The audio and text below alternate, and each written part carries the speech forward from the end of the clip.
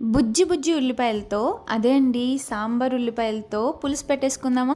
అసలు బుజ్జి బుజ్జి ఆనియన్స్ చూడడానికి ఎంత క్యూట్గా ఉన్నాయి కదా, బట్ పీల్ చేయడానికి అంతే కష్టం అన్నమాట. అండ్ పులుసు అయితే టేస్ట్ సూపర్గా ఉంటుంది. మీరు కూడా ట్రై చేసి ఎలా ఉందో కమెంట్ చేసేయండి.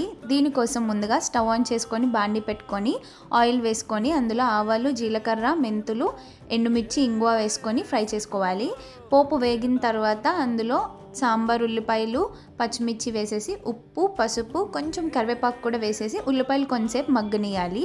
ఉల్లిపాయలు లైట్గా ఇలా మగ్గిన తర్వాత అందులో ఒక టొమాటో కూడా వేసేసుకొని మూత పెట్టేసి ఇంకొంచెం సేపు మగ్గనివ్వాలి. టొమాటో కూడా మగ్గిన తర్వాత ఆల్రెడీ మనం ముందుగా నానపెట్టుకుని చింతపండు రసం వేసేసుకొని వాటర్ వేసుకొని అందులో ఉప్పు, కారం, పులుసు పొడి, కొంచెం బెల్లం వేసుకొని ఒక 5 minutes తెల్లనియాలి. అంతే అండి, పులుసు రెడీ.